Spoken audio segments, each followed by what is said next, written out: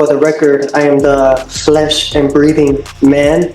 All right. Well, I'm glad you're breathing. So, For the record, I wanted to make it known that I'm here on special appearance under threat, duress, and coercion. I need to know the jurisdiction this court is operating under. so have a seat. Do you understand? Yes or no? I do not understand. All right. Do you understand what it means to take a seat?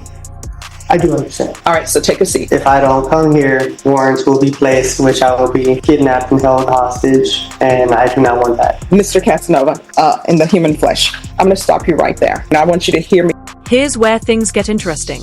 Judge Boyd is handling this sovereign citizen case in a completely different way.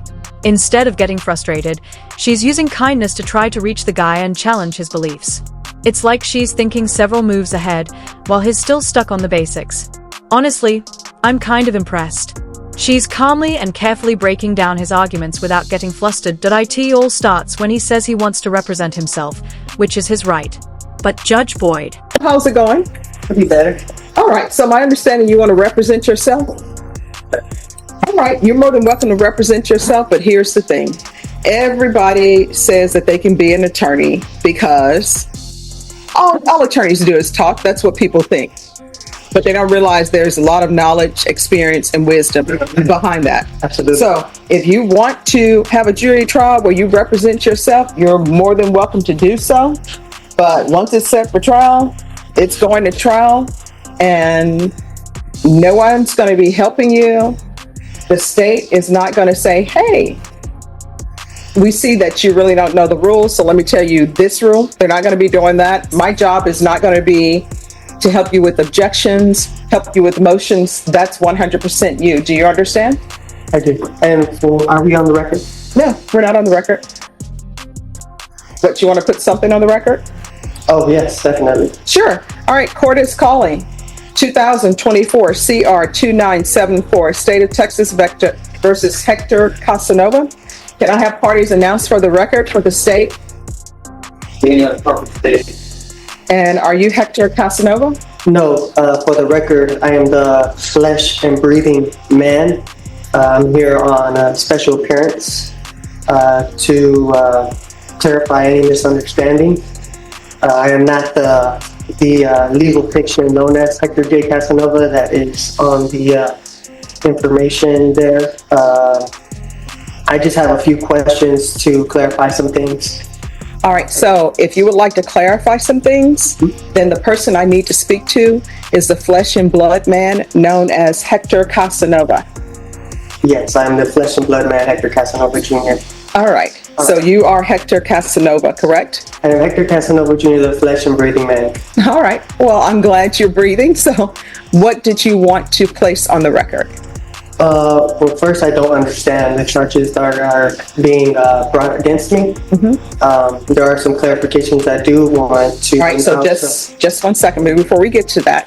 Have you been given a copy of the indictment? No, I have not. All right, so we're going to get you a copy of the indictment. Just give me a moment. All right, have a seat. We're going to come back on the record with this. Okay. So we're back on the record in 2024 CR 2974, State versus Hector Casanova. All right, Mr. Casanova, here's the thing. And I want you to hear me clearly. All right? I am not your attorney. The document that has been given you is a copy of the indictment. I'm not to give you information about your indictment. That's the indictment. That's what we're here for. So any questions that you would have about that indictment, you're going to have to answer those for yourself. Otherwise, the person who will be telling you about what the indictment means and what the numbers are, that will be an attorney. Do you understand? I do not understand. There's a lot more going on here than just talking. Judge Boyd is using her knowledge, experience, and legal wisdom to handle this. She tells the guy that if he wants to represent himself and go to trial, that's his choice. But she makes it clear that the state won't be helping him out. No one's going to offer legal advice in the middle of the trial, and it's not her responsibility to guide him through motions or objections. It's all on him. The guy, of course, says he understands, and that's when things start to get really interesting. The judge moves ahead and asks if they're on the record. Of course, the guy pulls the classic sovereign citizen stunt. He goes on about being the flesh and blood man, trying to distance himself from being a person and claiming he's not part of the legal system, just some made-up entity. It's a typical sovereign citizen move. But Judge Boyd doesn't get rattled. She stays calm and collected. What that means is, for example, we can go off the record. I'm giving you a hypothetical. All right? Let's say you needed surgery and you're in the middle of the wilderness. You need surgery and you tell me and you tell the doctor, guess what? I'm performing this surgery on my own. I don't need you. I'm walking out of the hospital. I'm going to go in the desert. Now, maybe the doctor would try to stop you and do other things. But if you go in that desert by yourself, don't tell the doctor where you are. You take a scalpel out in the desert by yourself. You don't get to call the doctor and say, hey, I'm in the middle of the desert performing surgery. I'm going to be my own anesthesiologist. I'm doing all of this. How do you do this? Because they're not going to tell you. It's the same thing here. You're saying that you do not want to be represented by an attorney. You want to represent yourself. So that motion, that indictment, I'm not to tell you anything about what that indictment is. The state is not to tell you, oh, this is what this indictment means. This is the range of punishment. Those are things that you're supposed to do. Do you understand? I still don't understand. All right. So just have a seat. This is what's going to end up happening. You're going to have an attorney. That attorney is going to come over to the court right now. You're going to speak to that attorney. After you speak to that attorney, we're going to go forward. Ms. Ferguson, can you call manage to sign counsel and let them know that we need an attorney over here? And that attorney will talk to you. That attorney will tell you what that indictment means. That attorney will tell you the range of punishment. Do you understand? I still don't understand. All right. Well, I don't know how I can further make you understand. Are we on the record? Yeah. All right, Norma, get someone from Manage to Sign Counsel here, please. All right, just have a seat, and we're going to have an attorney come down. All right. I would like to ask some questions on the record, if I may, while I have your time here. Oh, no. Let me just tell you, you'll have my time till 5 o'clock because that's how long we're here. What is going to end up happening is an attorney from Manage to Sign Counsel is going to come down. Do you understand? I do not understand because I don't feel like I am needing an attorney because I'm here to represent myself as the flesh and breathing man, Hector Casanova Jr. Let's see.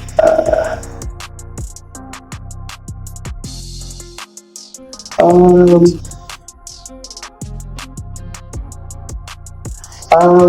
right. So let the record of the court show that I, Hector Casanova Jr. We're just one stop. Sorry. All right, we're on the record. So what did you want the record to reflect? So let the record of the court show that I, Hector Casanova Jr., the accused in this criminal action, has asked the court to divulge the nature and cause of the accusation upon the authority of the Sixth Amendment, and that this court has failed in its duty to inform me of the nature and cause. Here we go again with the same sovereign citizen routine. Hector Casanova, sorry, should I say the flesh and blood man, as he insists, starts by declaring that he's not the legal fiction listed as Hector J. Casanova on the paperwork.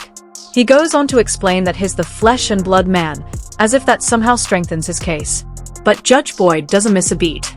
She lets him say his piece, but she makes it clear she's not here for these legal fantasies. She asks him point blank if he's the actual Hector Casanova, to which he responds, "Yes, I'm the flesh and breathing man." Without skipping a beat, the judge adds, with a touch of sarcasm, "Well, I'm glad you're breathing," and moves on with the proceedings. Then, of course, Casanova starts asking. Furthermore, let me let stop the record you. also show. Mr. Casanova, let me ask you a question. Have you been given a copy of the indictment? I believe so, yeah. All right, so let the record reflect that Mr. Casanova has been given the copy of the indictment, and the copy of the indictment, it tells him what he is charged with. You may continue. Now, these charges, are they civil? Is this a civil charge or a criminal charge? All right, that is something that if you had an attorney to represent you, they would be able to tell you. What the court can tell you is that you are in a felony court, and this is a criminal court. Okay. So, this being a criminal, let the record of the court show that the action against me is criminal action, My following question would be, the Constitution grants this court two types of criminal jurisdiction.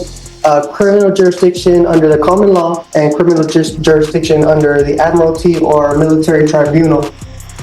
In which of these two jurisdictions does this court intend to try me? All right, so this is what is going to happen, Mr. Casanova. Someone from Managed Assigned Counsel is going to come over, and you can speak with them or not speak with them. But the questions that you are asking the court are not, some of them are not in any shape, form, or fashion related to the fact that you're in a criminal district court. Do you understand? I do not understand. Okay. But I don't think you'll be violating your oath of office if you did your duty under the Constitution. I am not seeking legal advice. What I want to know is legal intent. I have the right to appear as myself to my own person without a licensed attorney. In order to intelligently defend myself, I need to know the jurisdiction this court is operating under. Let's see. So therefore, will you please answer the question so that way this court is properly identified? All right, you're in the 187 District Court. It's a criminal court. You're on the 4th floor. Thank you. This Constitution grants this court two types of criminal jurisdiction. Criminal jurisdiction under the common law and criminal jurisdiction under All right, I'm going to counsel. I'm sorry, Mr. Casanova, in the human flesh. I'm going to stop you right there. What is going to end up happening, I want you to hear me clearly. An attorney is coming over for Managed Assigned Counsel, period. That's it. So have a seat. Managed Assigned Counsel will come over. Do you understand? Yes or no? I do not understand. All right. Do you understand what it means to take a seat? I do understand. All right. So take a seat. Thank you. The judge stays thorough, asking if he's seen the indictment. Of course, Casanova hasn't, so they get him a copy. She then reminds him, in a clear tone, that she's not his attorney. The paperwork is the indictment, and if he wants to understand it, he'll need to figure it out on his own, or get an attorney to help. Casanova replies, "I don't understand," and the judge, not having it, suggests a competency evaluation. This is a common issue with sovereign citizens. They get so caught up in their own beliefs that they miss the simplest parts of the legal process. At this point, it makes you wonder, should there be a mandatory reality check before someone is allowed to represent themselves? Maybe all defendants who want to go pro se should first pass a basic test to prove they understand the law. Imagine how many cases like Casanova's could be avoided if people had to meet a minimum level of understanding before going it alone. We have talked. I've informed him that I'm here, to help him in whatever he needs help with. He's going to consider what help he thinks he might need from me, and I know he wants to put something on the ground. Okay. All right. And so you'll be appointed as standby counsel then? Yeah, I've kind of explained my role and what that means and how I can help him with something as simple as e-filing or that type of thing. So. All right. We're going to go back on the record in 2024 CR 2974, State versus Hector Casanova. Mr. Casanova, if you'll come forward. Yes.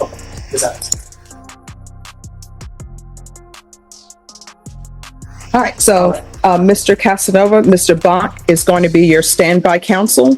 And that's someone that if you have questions, you can ask him legal questions or what you may have. Thank you for your consideration. All right.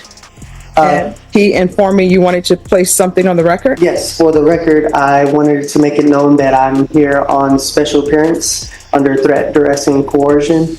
All right. Who threatened or coerced you to come to court? The County of Bear, Texas. How so? Well, if I don't come here, then warrants will be placed, which I will be kidnapped and held hostage, and I do not want that. So that's why I'm here under special appearance to clarify any misunderstandings and to let it be known where I stand on the record. Okay. Is there anything else? I said everything that needed to be said. Okay. All right. So what we're going to do is we're going to recall your case in 1 month. It's going to be a discovery setting. So that's to make sure that you have all the information that the state has concerning your case. Do you understand? I do understand. All right, Ms. Ferguson, if I can have a 30-day reset for Mr. Casanova. And after you receive all the discovery, then the next setting is going to be a plea deadline date. The state will tender an offer to you at the next setting. And then I'll give you your plea deadline date, and you can accept the state's offer, come to an agreement or not. If you're unable to come to an agreement at that time, it'll be scheduled for jury trial. Thank you, Ms. Boyd. You're welcome. Any other questions? I have no further questions. All right, so Ms. Ferguson is going to give me a date, and then you'll sign it. Mr. Bonk will sign it to signify when you're to come back. All right. I appreciate your time. All right, you're welcome, and thank you for dressing appropriately for court. What date, Ms. Ferguson? All right, so we'll be back on July 29th. All right, once you sign the reset form, you'll be excused. Yes. If something were to come up and I need to maybe reschedule that date, is that a possible thing to come up ahead of time? You'll need to speak to the court coordinator, and they will let you know. I will tell you the rescheduling of cases. Are you in the hospital? You're not in the hospital, you need to be here. Okay. You understand? So pretty much no excuse, be here. Yes. All right, thank you. It's honestly pretty absurd. But until something changes, we'll just keep watching as people try to argue their way out of reality. Spoiler alert, it never works. Judge Boyd, patient but firm, tries to make it clear to the defendant just how serious his situation is. She gives a simple hypothetical to drive the point home. If you were in the wilderness and needed surgery, would you try to do it yourself? Or would you want a doctor? She points out that if you choose to go it alone in the desert, you wouldn't be calling for help from a doctor. It's basically the same thing here. The defendant wants to represent himself, but the judge makes it clear that the court won't be helping him navigate the law if he chooses that path. It's not the court's job to explain the charges or what the punishment could be. Still, the defendant doesn't get it, so the judge tells him, "All right, we're getting you an attorney." She's not sugarcoating it. She's making it as simple as possible. You don't know what you're doing, and it's not in your best interest to go it alone. But instead of backing down, the defendant keeps asking more questions, which just proves the judge's point even more. The judge tells him he'll have a public defender soon, someone who will go over everything with him. The charges, the potential punishments, all of it. But even with that, the defendant still insists he doesn't understand. That must be frustrating for the judge. So she gives him a clear time limit. He has until 5 p.m. to sort it out. She's making it clear this isn't an open-ended conversation. The judge is giving him the chance to get the help he needs, but the clock is ticking. This whole situation highlights just how unprepared some people are when they try to represent themselves. The court can only do so much.